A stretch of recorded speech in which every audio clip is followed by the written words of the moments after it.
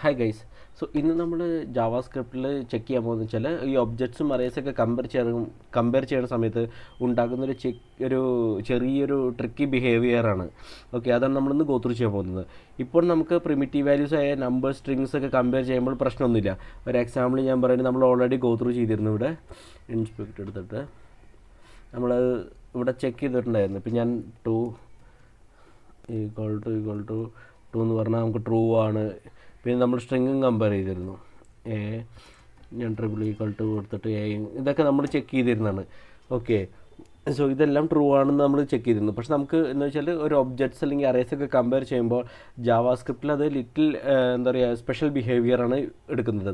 ഒരു എക്സാമ്പിൾ പറയുകയാണെങ്കിൽ നമ്മുടെ ഒരു രണ്ട് ഒബ്ജക്റ്റ് ഉണ്ട് നൽകിയ. ഓക്കെ, പേഴ്സൺ 1 നെയിം മാക്സ് തന്നെയാണ്, പേഴ്സൺ 2നും നമുക്ക് നെയിം മാക്സ് എന്ന് കൊടുക്കുക.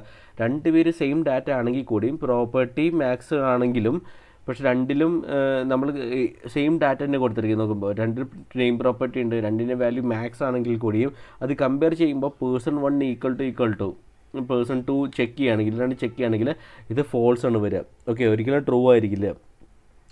സോ നമുക്ക് മനസ്സിലാവില്ലല്ലോ രണ്ട് സെയിം തന്നെയാണല്ലോ നമ്മൾ ചെക്ക് ചെയ്യും. പക്ഷേ ജാവാസ്ക്രിപ്റ്റ് പറയുന്നത് ഫോൾസ് ആണ്. കാരണം ഒബ്ജക്ട്സ് അല്ലെങ്കിൽ അറേസൊക്കെ ഇവ റെഫറൻസ് വാല്യൂ ആണ് എടുക്കുന്നത്, വാല്യൂ ബേസ്ഡ് അല്ല. സോ ജാവാസ്ക്രിപ്റ്റിൽ ഒബ്ജക്ട്സ് അല്ലെങ്കിൽ അറേസൊക്കെ ക്രിയേറ്റ് ചെയ്താൽ അത് മെമ്മറിയിൽ ഒരു പുതിയ അഡ്രസ്സിലാണ് സ്റ്റോർ ആവുന്നത്. സോ അതുകൊണ്ട് രണ്ടും ഈക്വൽ ആകാൻ അത് ലിറ്ററലി സെയിം മെമ്മറി റെഫറൻസ് തന്നെ ആയിരിക്കണം. സോ ഇവിടെ നമ്മളിപ്പോൾ ഒരു എക്സാമ്പിൾ ഞാൻ ഇവിടെ എഴുതുകയാണെങ്കിൽ നമ്മളിവിടെ തന്നെ ഇതന്നെ എഴുതി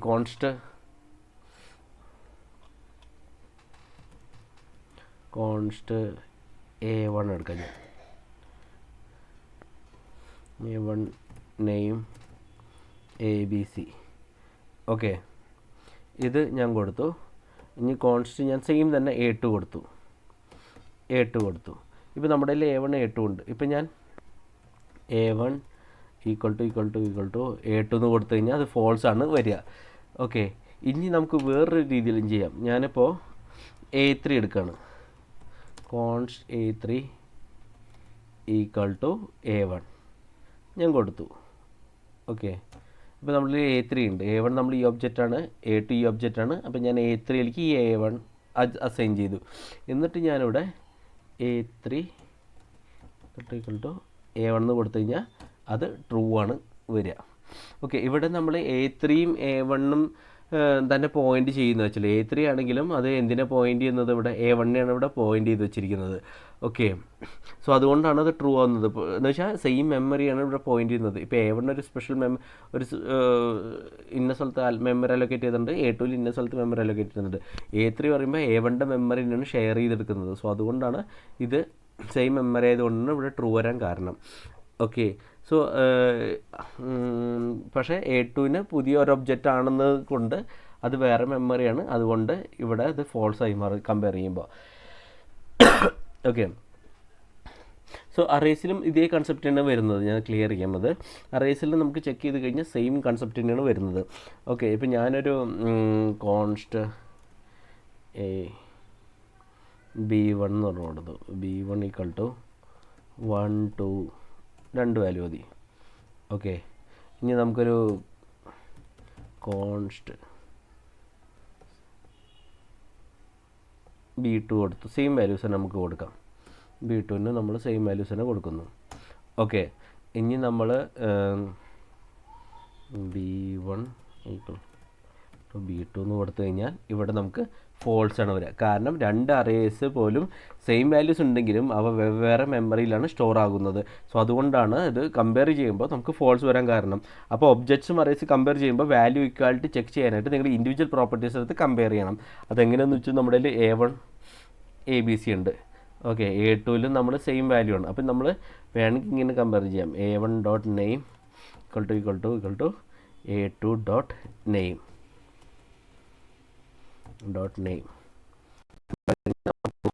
രണ്ടിൻ്റെ വാല്യൂ ഒന്നാണ് ABC. അപ്പോൾ A1.name എന്ന് പറഞ്ഞാൽ നമുക്കിത് കിട്ടും. a2.നെയിം എന്ന് പറഞ്ഞാൽ നമുക്ക് ഈ വാല്യൂ കിട്ടും. അങ്ങനെ വെച്ച് നമുക്ക് കമ്പയർ ചെയ്യാൻ പറ്റും. ഇത് വർക്ക് ചെയ്യും, കാരണം ഇവിടെ നമ്മൾ സ്ട്രിങ് വാല്യൂസ് ആണ് കമ്പയർ ചെയ്യുന്നത് ബേസിക്കലി. സോ ഓക്കെ, അതാണ് ഫസ്റ്റ് പാർട്ട്. ആക്ച്വലി ഒബ്ജക്ട്സ് അറേസും ഇങ്ങനെ സ്പെഷ്യലാണ് ജാവാസ്ക്രിപ്റ്റിൽ എന്നുള്ളത്.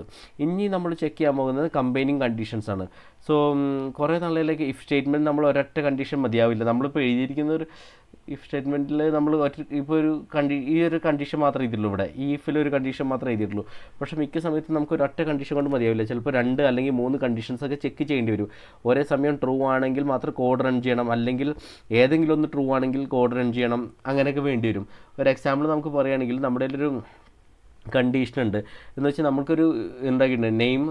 ഞാനൊരു കൊടുത്തു, നെയിം മാക്സ് എന്ന് പറഞ്ഞ് കൊടുത്തു, ഏജ് 30 എന്ന് പറഞ്ഞ് കൊടുത്തു, ഈ അഡ്മിൻ കോൺസ്റ്റ് ഒരു വേരിയബിൾ കൊടുത്തു ആക്ച്വലി. ഓക്കെ, സോ ഞാൻ പറയാണ് const name equal to max, പിന്നെ ഞാൻ എഴുതി കോൺസ്റ്റ് ഏജ് ഈക്വൽ ടു 30, പിന്നെ കോൺസ്റ്റ് ഈ അഡ്മിൻ ഈ വേരിയബിൾ ഈ അഡ്മിൻ ഞാൻ ട്രൂ കൊടുത്തു. ഇപ്പം എനിക്ക് ചെക്ക് ചെയ്യുന്നത് വെച്ചാൽ ഇഫ് ഇതിൽ നെയിമും മാക്സും ഏജ് 30 ആണെങ്കിൽ ഓക്കെ ട്രൂ ആവണം, അല്ലെങ്കിൽ ഈ അഡ്മിൻ ട്രൂ ആവണം. അതാണ് ഉദ്ദേശിക്കുന്നത്. ഇവിടെ നെയിം ഈക്വൽ ടു മാക്സ് എന്ന് and age equal to 30. Okay, so basically നെയിമും മാക്സും ഏജ് 30 ആണെങ്കിൽ ട്രൂ ആവണം. അങ്ങനെയാണെങ്കിൽ ഈ കോഡ് റൺ ചെയ്യണം, അല്ലെങ്കിൽ ഈ അഡ്മിൻ ആവണം ആക്ച്വലി. അതും ഇത് ട്രൂ ആയാലും റൺ ചെയ്യണം ആക്ച്വലി. സോ ഏതെങ്കിലും ഒന്ന് ഐദർ ഈ ഒരു condition A and condition be true ആവണം, അല്ലെങ്കിൽ കണ്ടീഷൻ സി ട്രൂ ആവണം. അങ്ങനെ മാത്രമേ റൺ ചെയ്യുള്ളൂ. ഓക്കെ, ഇത് വർക്ക് ചെയ്യുന്നത് എങ്ങനെയാണെന്ന് വെച്ചാൽ നമ്മൾ നേരത്തെ പറഞ്ഞല്ലേ, എ ആൻഡ് ബി രണ്ട് ട്രൂ ആണെങ്കിൽ മാത്രമേ ട്രൂ yield ചെയ്യുള്ളൂ, അല്ലെങ്കിൽ എ ഓർ ബി ഏതെങ്കിലും ഒന്ന് ട്രൂ ആണെങ്കിൽ മാത്രം. ഇവിടെ നമ്മുടെ കേസ് എന്ന് പറഞ്ഞാൽ ഈ portion part 1 or part B ഏതെങ്കിലും ഒന്ന് ട്രൂ ആവണമെങ്കിൽ, അല്ലെങ്കിൽ പാർട്ട് ട്രൂ ആവണമെങ്കിൽ പാർട്ട് 1 ട്രൂ ആവണമെന്നില്ല, ഏതെങ്കിലും ഒന്ന് മതി. സോ ട്രൂ ആയി കഴിഞ്ഞാൽ അത് എക്സിക്യൂട്ട് ചെയ്യണം ആക്ച്വലി, ട്രൂ yield ചെയ്യും. ജാവാസ്ക്രിപ്റ്റിൽ നമ്മൾ ഈ ആൻഡിന് 2 ആംപർസാൻഡ് ആയിട്ടിരിക്കുന്നത് ആക്ച്വലി ആൻഡ് ഓപ്പറേഷനാണ്. പിന്നെ ഈ പൈപ്പ് ക്യാരക്ടർ ഇവിടെ ഇട്ടിരിക്കുന്നത് അത് ഓർ ഓപ്പറേഷനാണ് ആക്ച്വലി. ഓറാണ് മീൻ ചെയ്യുന്നത്. ഓക്കെ, സോ ഞാൻ പറഞ്ഞു നെയിം ഈക്വൽ ടു മാക്സും and age equal to 30. So ഇവിടെ 3 ഈക്വൽ ടു വേണം ആക്ച്വലി. കണ്ടീഷൻ ചെക്ക് ചെയ്യുമ്പോൾ ഇത് അസൈനിങ് ആണ്, അസൈനിങ് അല്ല, 3 ഈക്വൽസ് ചെക്ക് ചെയ്യണം. ട്രിപ്പിൾ ഈക്വൽ ടു നമ്മൾ ആഡ് ചെയ്യേണ്ടതുണ്ട് ഇവിടെ. സോ അത് 2 കണ്ടീഷനും ട്രൂ ആണെങ്കിൽ ബേസിക്കലി ട്രൂ yield ചെയ്യും. പിന്നെ ഏതെങ്കിലും ഒന്ന് ഫോൾസ് ആവുകയാണെങ്കിലും ഇത് ഫോൾസ് ആവും. ഇതിൽ രണ്ടും ട്രൂ ആണെങ്കിൽ മാത്രമേ ഇത് പാർട്ട് 1 ട്രൂ ആവുള്ളൂ. ഏതെങ്കിലും ഒന്നും തെറ്റാണെങ്കിൽ ഫോൾസായി മാറും, പാർട്ട് 1 ഫോൾസായി മാറും. പക്ഷേ ഓർ ഓപ്പറേറ്റർ ഉപയോഗിക്കുന്നതെന്ന് വെച്ചാൽ ഓരോന്ന് ഏതെങ്കിലും ഒന്ന് ട്രൂ ആയാൽ മതിയാവും ബേസിക്കലി.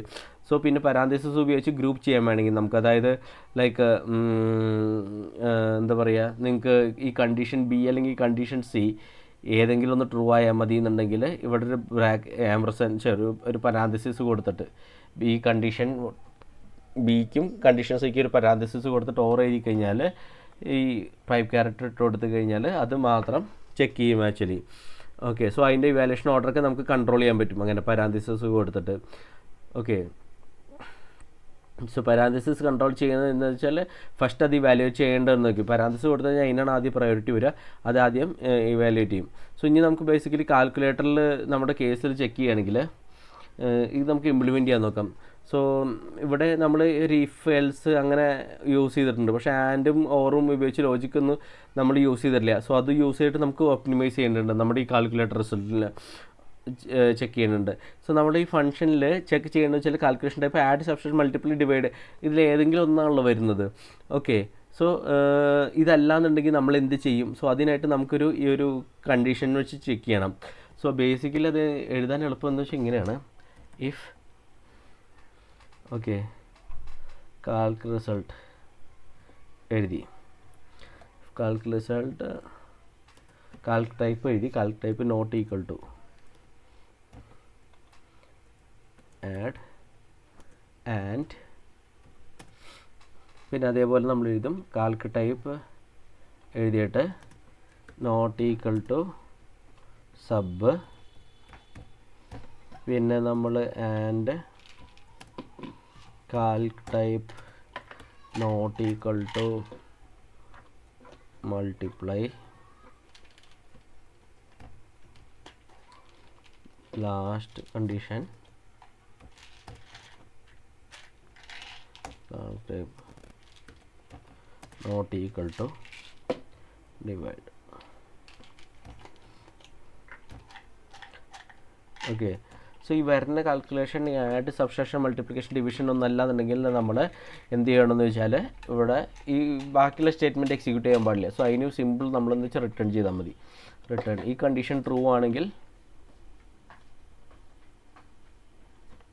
And okay. സോ ഈ കണ്ടീഷൻ, ഈ ഇഫ് കണ്ടീഷൻ ട്രൂ ആണെങ്കിൽ ബേസിക്കലി ഇത് റിട്ടേൺ എക്സിക്യൂട്ട് ചെയ്യും. ഇവിടെ വെച്ച് നിൽക്കും, ഫ്ലോ ഇവിടെ വെച്ച് സ്റ്റോപ്പ് ചെയ്യും, എക്സിക്യൂഷൻ്റെ ഫ്ലോ ഇവിടെ വെച്ച് സ്റ്റോപ്പ് ചെയ്യും. സോ ഇവിടെ നമ്മളെല്ലാം എഴുതിയിരിക്കുന്നത് ആൻഡ് ആണ് കമാൻഡ് യൂസ് ചെയ്തിരിക്കുന്നത്. സോ എല്ലാം കമ്പൈൻ ചെയ്ത് എഴുതിയിരിക്കുന്നത്, എല്ലാം ട്രൂ ആണെങ്കിൽ മാത്രം ഇഫ് ബ്ലോക്ക് ഇവിടെ റൺ ചെയ്യുള്ളൂ. ഓക്കെ. അതായത് കാൽക്കുലേഷൻ, ടൈപ്പ് എന്ന് വെച്ചാൽ ആഡ് അല്ല, സബ്സ്ട്രാക്റ്റ് അല്ല, മൾട്ടിപ്ലിക്കേഷൻ അല്ല, ഡിവിഷനും അല്ല എന്നുണ്ടെങ്കിൽ സോ അത് ട്രൂ ആവും. അവിടെ ഫംഗ്ഷൻ എക്സിറ്റ് ചെയ്യാൻ വേണ്ടിയിട്ടാണ് ഞാനിവിടെ റിട്ടേൺ കൊടുത്തിരിക്കുന്നത്. ഓക്കെ. ഇത് ട്രൂ ആവും. ട്രൂ ആയി കഴിഞ്ഞാൽ കൺട്രോളിങ് കൂടി വരും. സോ ഇവിടെ നമ്മൾ റിട്ടേൺ ഉപയോഗിച്ചിട്ട് ആ ഫ്ലോനെ അവിടെ സ്റ്റോപ്പ് ചെയ്യും ആക്ച്വലി. സോ അതുപോലെ തന്നെ നമുക്ക് റിവേഴ്സ് ലോജിക്ക് എഴുതാം. ലൈക്ക് ഓർ ഉപയോഗിച്ചിട്ട് നമുക്ക് ഈ കണ്ടീഷൻ ചെക്ക് ചെയ്യാനും പറ്റും. അതെങ്ങനെയാണെന്ന് വെച്ചാൽ സിമ്പിളാണ്. സോ നമ്മൾ ചെക്ക് ചെയ്യാണ് ഇഫ്, അത് ഞാൻ കാണിക്കാൻ വേണ്ടി എഴുതാം. നിങ്ങൾക്ക് 2 കണ്ടീഷൻ എഴുതാനില്ല, ഏതെങ്കിലും ഒരെണ്ണം എഴുതിയാൽ മതി. പക്ഷേ ഞാനത് നിങ്ങൾക്ക് കാണിക്കാൻ വേണ്ടിയിട്ടാണ് ഞാനിവിടെ ഇരുന്നത്. Calc type equal to add or, ഞാനത് കോപ്പി ചെയ്യാം അങ്ങനെ തന്നെ. എന്നിട്ടിവിടെ ഈക്വൽ ടു,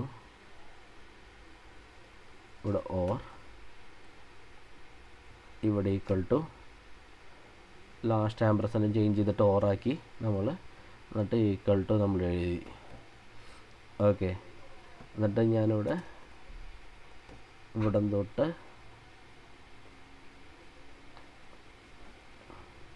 ഫുൾ എക്സിക്യൂട്ട് ചെയ്യാൻ പറയും. അങ്ങനെ കൊടുത്തു കഴിഞ്ഞാൽ സെറ്റാവും.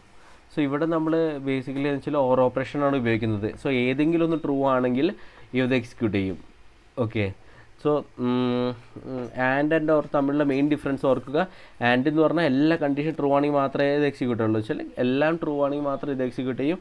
ഓർ എന്ന് പറഞ്ഞാൽ ഏതെങ്കിലും ഒന്ന് ട്രൂ ആണെങ്കിൽ അത് ട്രൂ ആയിട്ട് എടുക്കും. സോ ഞാനിവിടെ രണ്ടും കൊടുത്തു. ഇത് രണ്ടും കണ്ടീഷൻ ആവശ്യമില്ല, ബേസിക്കലി ഒന്ന് തന്നെയാണല്ലോ ചെക്കുന്നത്. സോ ഒരു കണ്ടീഷൻ ഒന്നെങ്കിൽ നിങ്ങൾക്ക് വേണമെങ്കിൽ ഇത് കൊടുക്കാം, അല്ലെങ്കിൽ ഇത് വേണമെങ്കിൽ ഇത് കൊടുക്കാം. സോ അത് നിങ്ങളുടെ യുക്തിക്കനുസരിച്ച് കൊടുക്കുക. ലൈക്ക് ഞാനത് റിമൂവ് ചെയ്യും, പറഞ്ഞാൽ റിമൂവ് ചെയ്യുന്നതാണ്.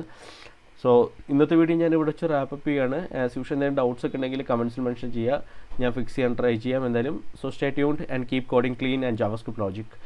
So I M winding it off. Thanks.